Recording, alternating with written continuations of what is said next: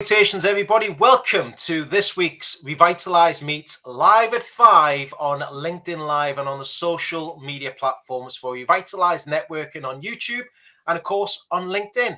Now, as always, every single week, I love to bring along guests, fellow members, business connections to really take a deep dive into find out about what makes them tick and what makes them do really well, or if they're just starting off in their business, what is the next steps for them?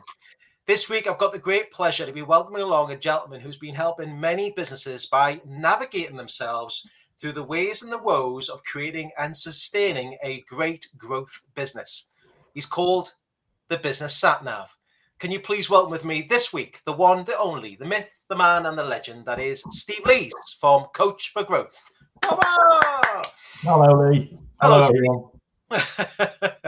Thanks for joining us this week. I really appreciate it. Let's kick things off. You've had an exciting career and business journey, but how did your business begin, and what's your business journey so far for us, Steve? Would you mind sharing that with the group? Yeah, I can. I'm going to take those in the opposite way if I can. So my business journey, I've spent 20 years or so. Christ, is it that long? Yes, it probably is. Running other people's businesses. Across a variety of different industries, from professional services, surveying firms. I ran an IT platform. I've even run a 24-hour chauffeur business, believe it or not.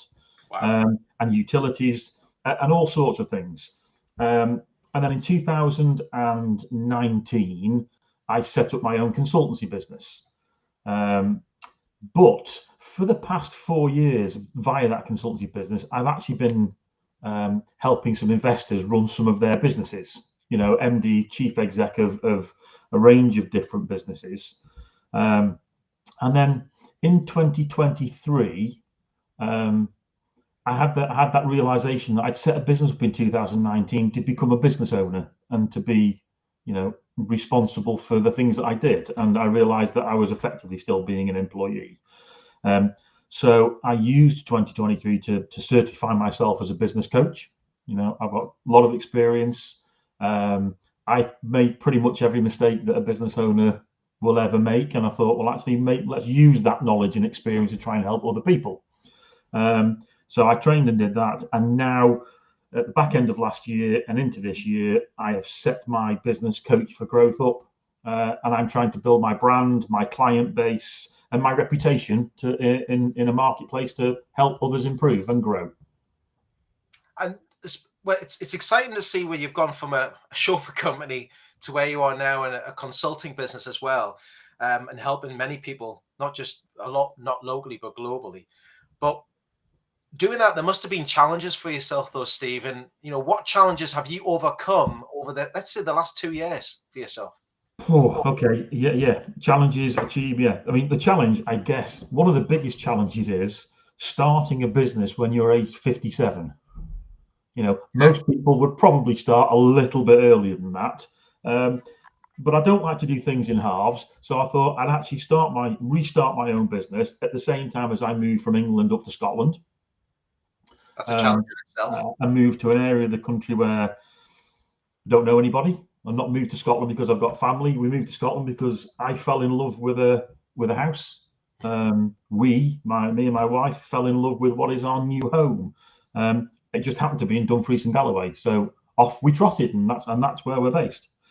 But if I look back a little bit further in the last couple of years, the thing that I am, from a business perspective, most pleased with is my achievement, the fact that I actually became a partner at a top 50 law firm. And I'm not legally qualified. Okay. So the Law Society changed their rules, and they recognised that in some of the larger firms, non-legal people actually provided quite significant value to that, as well as the legal partners. So I ended up becoming a partner of a law firm, which was a huge achievement. And I get achievement now every day talking to business owners, helping them to think about their business in a different way and grow and developing. So there's lots of achievements, there's lots of challenges. one of the things that I really enjoy doing is I'm a mentor for the Digital Boost program via the Royal Bank of Scotland. Again, where I just volunteer my time to talk to people who sometimes haven't even started their business yet, or if they have, it's very embryonic, just to try and help them, get that plan together. Not spend too long on a plan, because I think it was Eisenhower that once said, plans are useless, but the art of planning is indispensable. So you got to do the thinking, but then don't spend 3 weeks writing it all down. Get on and do something, because that's what makes the difference. Yeah, have a cause and effect. Don't procrastinate. Think about it too much, because it's a good point you say with that. If you start thinking about it too much, time flies by far too quickly. Before you know it, 2 months have gone by, and that plan's still sitting on your desk. It is. I've just put a post out on LinkedIn actually, and it's called "Is Good Enough?" And it's basically trying to say to people, those people that strive for perfection in everything they do don't take enough action. And the thing that will move you from one point to another is action. Yeah. So if you put something out, it's got a spelling mistake in, someone will spot it. Hey, that means they've read it. If you haven't posted it, they'd never have read it. So just get out there and do. I think it's commit to it and do it. Yes. If you're going to do something, we've had many conversations about this, Steve, is you commit to it, just go with it. You can, sometimes you hear many people saying you can work out the detail later, just make it happen. Get the finer detail put in later on. You can make a plan, commit to it, action it, and just make it, just roll with it. And learn on the job. As you go it, see what happens, see what works. The only guarantee I give any business owner is not everything you do is going to work. But that's okay, because what you'll do is you'll learn from what happened and why it didn't work, and you'll tweak and change it, and you'll go off again. But you've got to keep going off. There's no point in knocking on one door and not getting an answer and going, oh, that's it, no one wants my product. You've got to walk down the next person's driveway, knock on their door, and then the next, and then the next, and just keep going. And if your product's good and the way you come across, the way you sell yourself is good, people will buy it eventually. It just takes a bit of time and a bit of effort, and you've got to have a bit of a thick skin. Yeah. Because you'll hear no more than you'll hear yes. You've touched on a point there as well, as many people think there's only one door to go through, but actually in this day and age right now, we've got multiple doors that we can use: online, in person, people, referral, the whole shebang. There are too many doors. If you've got too much choice. And when we think about what your audience is, that's one of the key things that I try and help businesses to understand is, there's 70 million people in the UK. Well, therefore, you've got an audience of 70 million people, but they're not all going to be the right audience for you. You've got to try and narrow it down and find your ideal customer. Correct. Love that. Thanks for sharing that with us. I really appreciate it. And the next one I really want to delve into, right, is that you just mentioned there you moved house. Mm-hmm.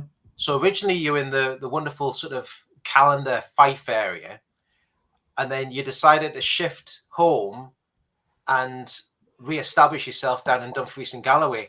That must have been a major adaptation, not just personally, but business, over the past sort of few months for you. It is, and it's actually more than that, because we were only in Calendar for about 4 months, and prior to that we were on the coast in Northumberland. So we moved from Northumberland into Calendar, into a rented house, while we tried to find the one that we wanted to buy, and then moved to Dumfries and started the business. And yeah, that's it's a huge challenge personally to as a family to go through. But one of the things that for me is really important is why you do something. If your why is big enough, you'll find and you'll do whatever's required in order to reach that end goal. And for Kirsty and I, we had a very clear picture of the type of property we wanted to live in. We're at an age where I think, this is it. We're going to go to the place that is our forever home.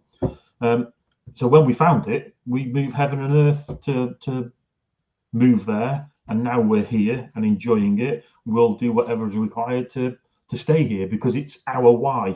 That place, that sense of home for us is really key. And it's not easy finding a home for 2 crazy people and 5 dogs, but we've managed it. We have.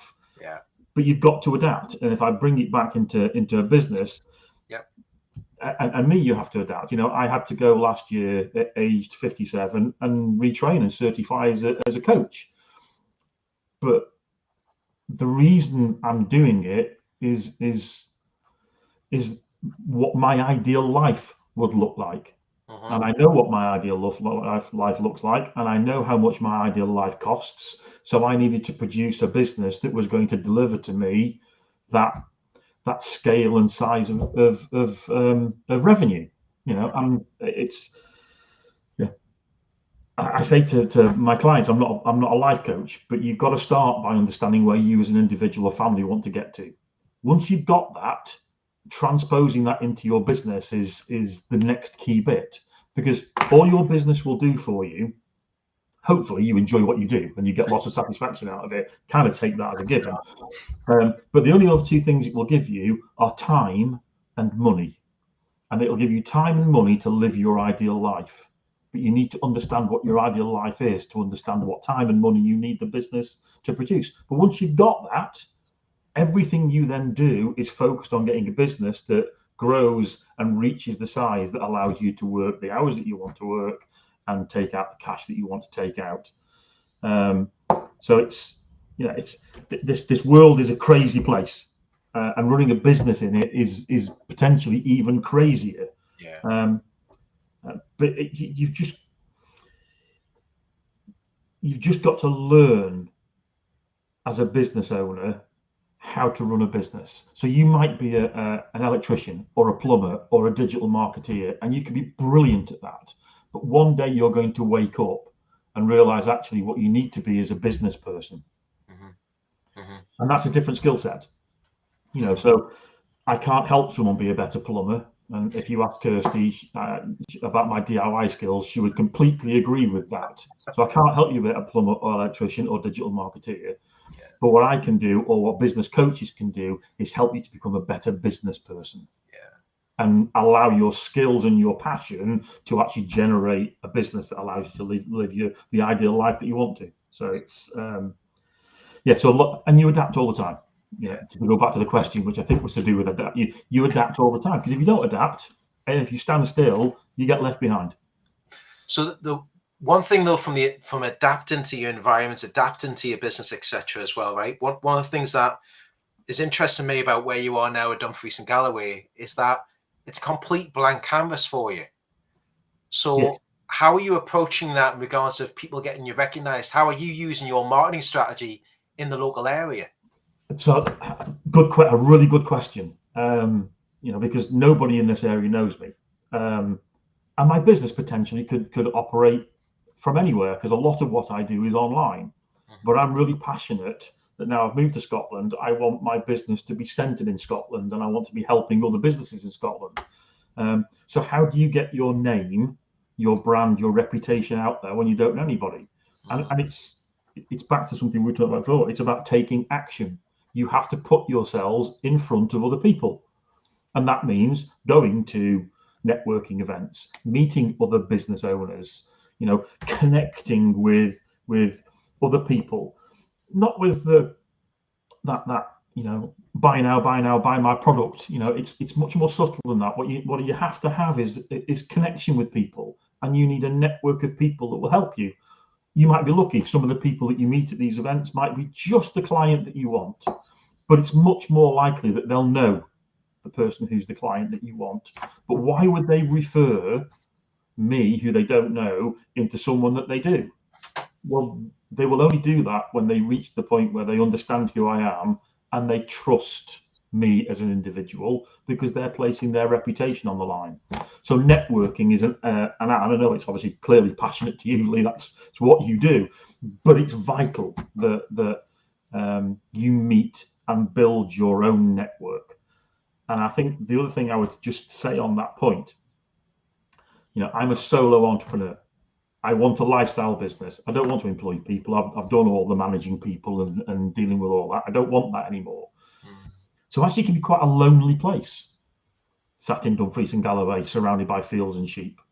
The other thing that I get from networking is a sense of community, where people will help. and people will identify if you need help, and actually hold you account. So as you know, I go to an 8 o'clock call every Monday morning with other people who are solo entrepreneurs, and we hold each other to account. Have we done the things that we said that we were going to do? Yeah. And that's really helpful. And I think the real power actually happened this week. Okay. And I spoke to you a little bit earlier today. You know, I've had a difficult couple of weeks for all sorts of reasons. And on the call on Monday, it was obvious to the other people on the call that Steve Lees wasn't quite his normal happy, jolly go, self. And at the end of that call, within 2 minutes, one of the people on the call had sent me an email and called me to say, "Are you all right? What can I do to help?" And that connection is gold dust. Yeah. Absolute gold dust. Yeah. Do you know, it's so much more than just the sale, the opportunity. It's about the resource and the community you have around you that can actually be a foundation for you to lean on when you need it in times, because it's not easy. The email and phone call would just it was the tonic that I needed. Now, as you know, with the issue that was going on, there's nothing that they could do to help fix the issue. But what they did was fix the way I'm approaching it, because someone said, "Are you okay?" And it just makes you just sit back and go, "Actually, thank you. I am okay. I'll get it fixed." But it's really a really nice thought that somebody who's not connected to me just reached out. That's the power of networking, as well as building business and referrals, and it's that connection for small businesses to really help each other out when they need that help. Because it can be, if it was easy, everybody would be doing it. You heard that, the old chestnut on that one. But it is. Starting a business, Lee, is easy. Making it work is damned hard. Correct. Yeah. And you need help. You always need help, and networking provides that help for me. Yeah. Thanks, Steve. Thanks for sharing that with us as well. Really appreciate that as well. And we're all here to help you and support you as best that we can for the time to get ahead of yourself as well. From your coaching side of things now, especially, congratulations being retraining and then certified for it as well. We always ask all my guests to share a golden top 3 tips from their industry or sector. What would be your top 3 golden tips of advice for people out there now that are looking for that sort of business growth, or they're looking to try and make it work with a coach like yourself? What would be your top 3 tips? I'm going to offer you 4, if I may. Bonus extra one, everybody. Steve's going to offer an extra one, so we've got 4 top tips today. So, tip number 1, as my little name tag says, I'm a business sat nav. And you always need to start with the end in mind. And what I mean by that is this destination point. So you as an individual person, what does your ideal life look like? How do you know that you've reached that point? So you have to have that, because the business, I say, is there to help you achieve it. But you as an individual have got to know what that destination point is. And I do quite a lot of work with the clients that I work with to really understand that. And then equally understand where your start point is. So if I to follow the sat nav analogy, sat navs only work if they know where you are and they know where you want to go. So you have to have 2 points of reference and work out what that gap is, and then work out the best route to get there. So that's my point number 1 is, meandering around is great, but doesn't always get you where you want to get to. The second one is know your numbers. And I don't mean numbers that your accountant might ask you to do your tax return. I mean your business maths. Do you know the numbers that make your business successful? Some of it's about profit and loss, some of it's about balance sheet, but some of it is just about the flow of data that you need to understand, the activity that you need to take in order to generate profit. And people think profit's a dirty word. All profit is power. It allows you to do the things that you want to do, whatever that might be. Buy a house, buy a car, put your kids in private school, give to the community, whatever it might be. But you need to know your numbers. And then linked to that is also you need to know your customer. So this is back to the audience that we were talking about earlier. You need to really deeply understand who your ideal customer is, who they are, what they are, how old they are, where they live, what's their educational standard, what do they like doing, what language do they use. You have to build a picture of your ideal customer, because it's only when you've got that picture can you then move on to what's the message, what's your offer, what are you saying to that ideal customer.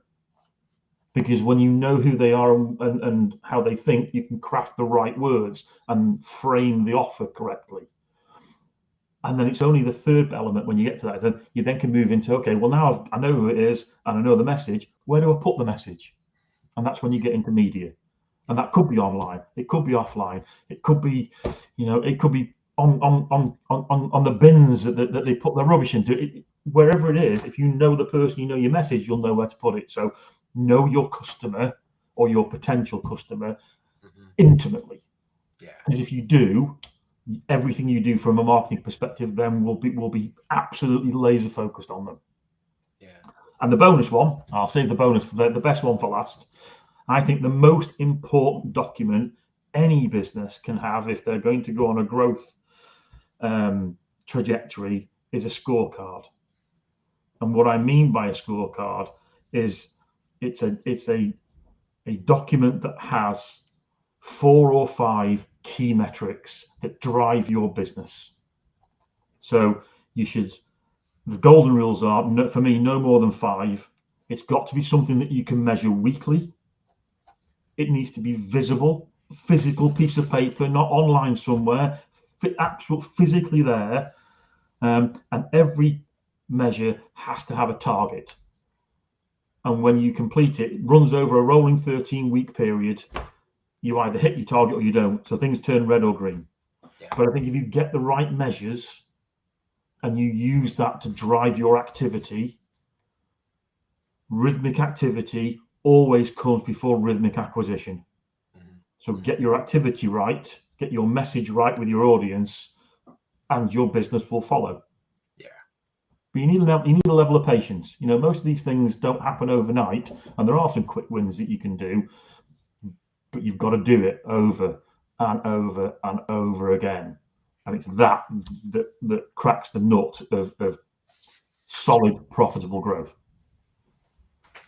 Repetition. I mean, there's some really good pointers there, and especially if anyone's listening today or watching us today on LinkedIn, please feel free to drop in the comment area. We question for Steve if you feel appropriate.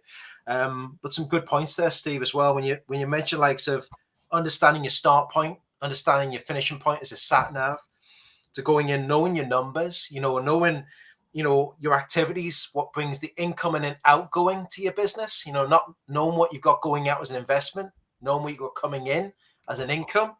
The third one, knowing your client and your message and your offer that you're putting out there as well. I think there's some great points on that one.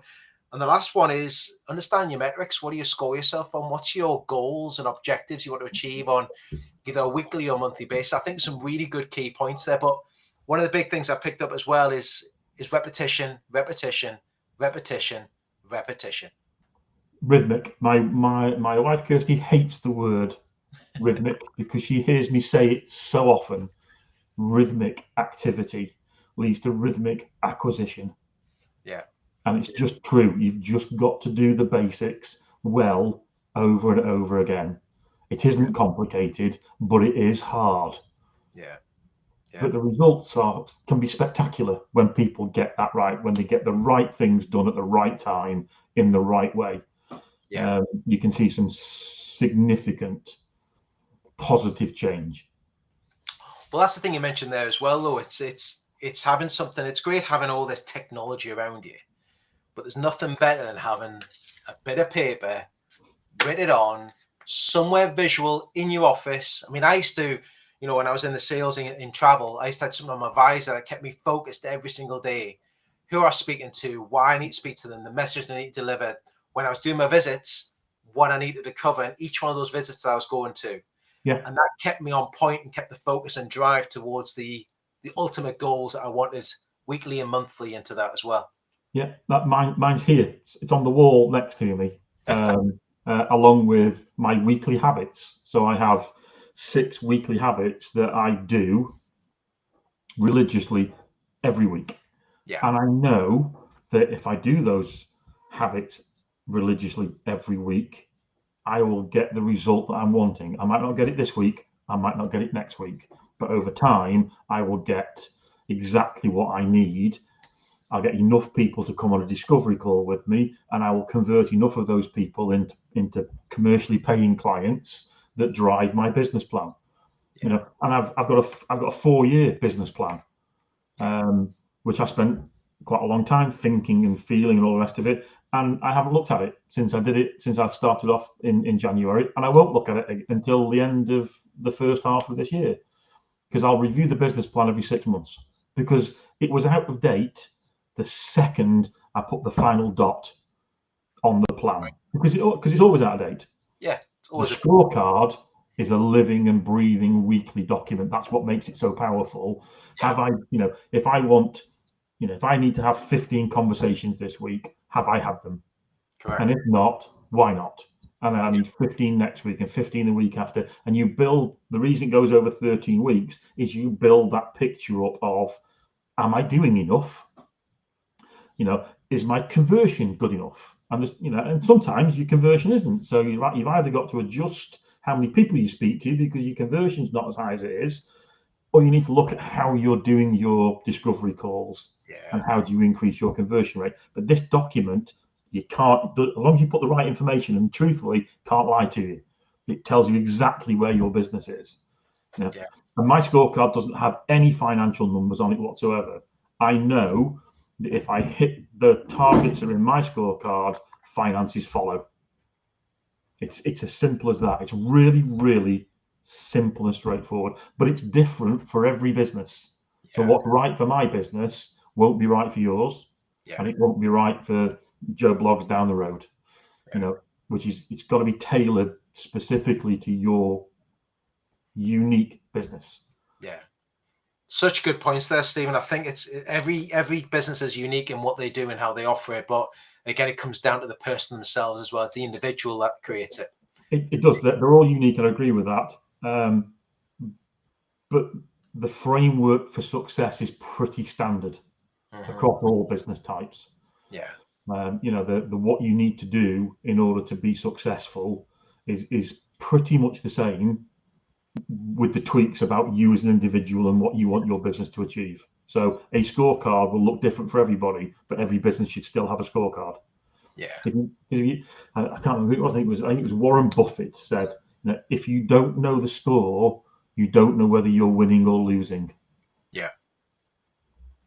So it's just important to keep track. It's totally important. And again, for everybody who's watching as well, on the chat area, if you look on the YouTube channel, I've just put in there Steve's website as well, coachforgrowth.info, and Thank you. you'll find more information on there. You can organize a discovery call and chat with Steve even further to find out more about the scorecard as well. And for LinkedIn, I'll be adding that to the LinkedIn comments boxes once we finish this call, when I go back into that as well. Really important. Steve, thanks for sharing that. It's great. We could go on a long time about that sort of area, goals, objectives, and everything else that's in there. One thing I like to ask everybody who comes along and join me is that everyone has a different way of doing their personal development, or not just business development, but just taking time or time for themselves to get better and stronger. Do you have any sort of biggest learnings through self-reflection, through books, through training? How do you reflect and how do you improve your skills to the next level? Yeah, absolutely. There's 2 things I'd like to talk about, if I Yeah. can, in terms of self-reflection, and one of them is don't get stuck in the weeds as a business owner. And what I mean by that is, you know, businesses are full on. You can spend every minute of every waking day thinking about the problems or the things you've got to do, the list of activities. But you have to spend enough time working on your business rather than in your business. So in terms of getting that growth period, so you need to carve out some time where you're focused on how do you grow, what are the important things that you need to do to get your business to get to where it needs to get to, and get that out of the way. You know, if you're a morning person, get it done first thing. If you're an evening person, get it done last thing. But make sure you allocate the time to do that, so that when you are then stuck in the melee of doing work, you know that the growth bit of your business has already been sorted out or will be sorted out at a specific time, and then you've got to stick to it. I've recently just put a video on LinkedIn, because this is the thing about coaches. We're not perfect. Yeah. We don't get everything right all the time. So I've just posted a video about getting stuck in the weeds, because in the last 2 weeks I've got stuck in the weeds, and I've had other things going on, and I've just had my head buried. And you look up all of a sudden, you go, I haven't done the important weekly habits of connecting and speaking to enough people to keep my pipeline moving. So my one learning, self-reflection is, you know, actually practice what you preach, Steve. Make sure that you work on your business and don't get stuck in the weeds. And I think the second thing is, you know, it's always good to read and inquire about how other people do things. I think it's very important that you plow your own furrow and you do things your way, but it's quite useful. So I've recently finished a book called They Ask, You Answer, by a chap called Marcus Sheridan, which is quite enlightening, because he basically says most customers are searching for information about a problem that they've got. And if you are the person that provides the answers to those questions on your website or on your blogs or wherever else it is, they are much more likely to come to you when they're ready to think about purchasing something, because they'll remember that you're the person that gave them some of their answers. You know, don't forget, 97% of the people that you talk to aren't ready to buy yet. Mm-hmm. So if everything you do just screams out, buy me, buy me, buy me, it's only focused on a very small percentage of the people. Yeah. So give them, and this book is fantastic at explaining the how to do it. Give them really useful content. Become the Bible, the place you go to find out the information that people need to find out. So I would say that's worth reading. Brilliant. It's always good to read, you know, a range of different books. I'm reading. I've just started one at the moment by a guy called Dan Pink. He's basically saying that we're all salespeople. To be human is to sell. And I'm only just getting into it at the moment. But so I would read as much as you can. Yeah. And the third thing is, we talked a lot about it before, and that is have a network of people that you can talk to. Because you might think your problem is unique in your business. It isn't. Somebody else will have had something very similar to it. And if you've got a good network, you'll be able to ask somebody and they'll be able to go, well, when that happened to me, I did X, Y, and Z. You might want to try that. Those are the three things I would say. Don't get stuck in the weeds. You know, read about other people's experiences, and then actually ask other people about their experiences and ask them for help. Yeah. I think the resources is really key there. And I think having a book, even if you just want to read a book a week, just having one book a week that you want to focus on and read on. I mean, I listen to Audible. I listen to Audible quite a lot. There's other streaming platforms available, of course, but Audible works really well for me, because I can download a book and I can listen to it in the car, or if I'm walking or jogging, I put my headphones on, I can listen to it that way. And I think sometimes you take what you want into it, and it's always nice to go back into the library and reread them or re-listen to them again. And I like to make loads of notes down as I'm doing it. And I've just put into the chat area there for everyone on YouTube, and especially LinkedIn, I've dropped it in their book reference. They ask, you answer. I've dropped that in there. There's one more, if I may, Lee, because it's just popped into my head. Go on, I can't remember what the book's called, but that doesn't matter when you realise who the author is. But Arnold Schwarzenegger has just brought out a book a few months ago. Yeah. A self-help book. And I read that, and it is completely fascinating and awe-inspiring to read. And it's not strictly about his life. He's written other books about that. But you've got to imagine this chap. You know, he's had 3 completely different careers Correct. and reached the top, the very top, in every single one of them. And you think, well, that's all right if they're all the same. But he's been the world's champion bodybuilder.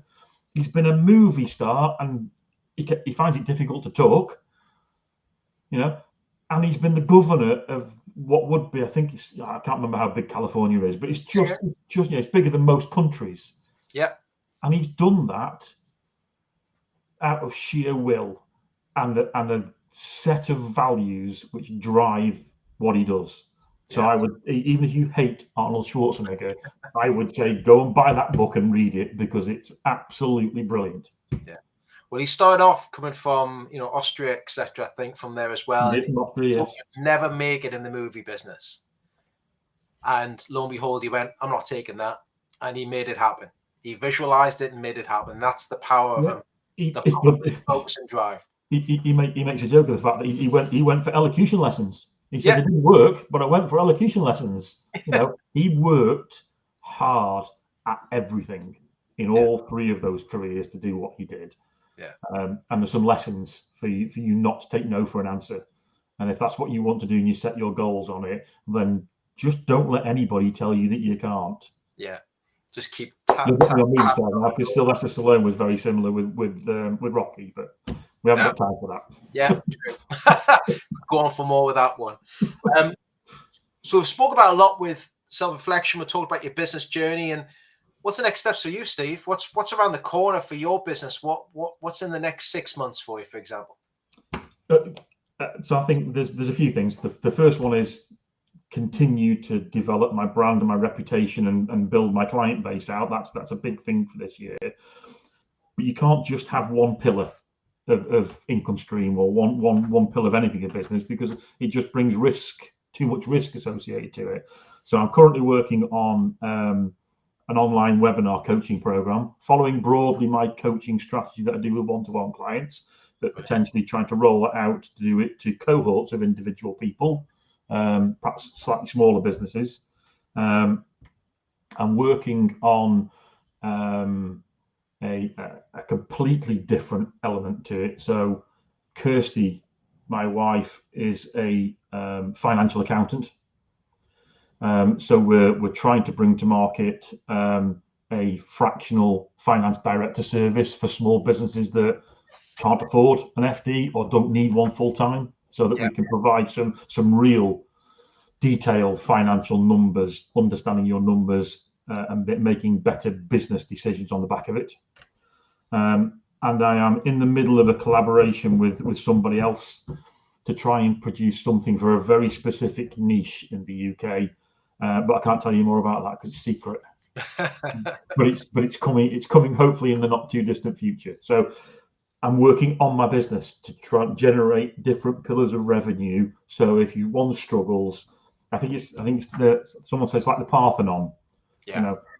If you've only got a few pillars, when the weather gets bad, the roof falls in. The Parthenon's still standing hundreds, if not thousands of years, because it's got loads and loads of pillars holding it up. And that's what you need in your business. And thanks for sharing that with us as well. It's great to see where you want to go with the pillars and where that takes you to as well. So the question I'll ask on this one, who's a great referral for you? If someone asks you this at the end of this call today, we know where your business wants to go to, but what would be a game changer for you? What would be a great referral for you today from somebody who's listening or watching to this in general? So I would like to speak to any ambitious business owner who wants their business to perform and grow and generate more profits than it currently is, but who is willing to change and adapt the way they run their business in order to reach their destination. I would prefer those businesses to be in Scotland.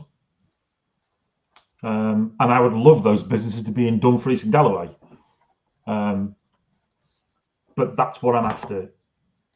Businesses that are set up, business owners that want it to grow, but acknowledge the fact that they need help in order to make that growth happen and are willing to try new things and be held accountable. That's the other thing that I do as a business coach. I don't invest in the businesses that I help, but I act as though I'm an investor, and I always ask the question, how are you spending my money? Yeah. It's a good So point, actually. accountability is the key one.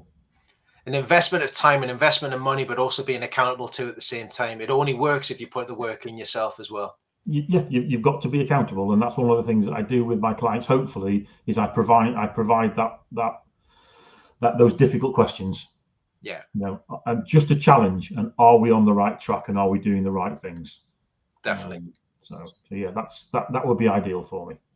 Brilliant, Steve. Thanks so much. And if everyone's watching and listening today as well, either on the YouTube channel or on the LinkedIn Live today, please reach out to Steve, connect with Steve, start the conversation to find out more about what he's offering. And especially if you've got a client, a business owner, an ambitious entrepreneur who wants to scale up and grow their business even further, reach out to Steve and start that conversation, because you never know where a conversation takes you as an opportunity. And as Steve says quite regularly, it's good to talk.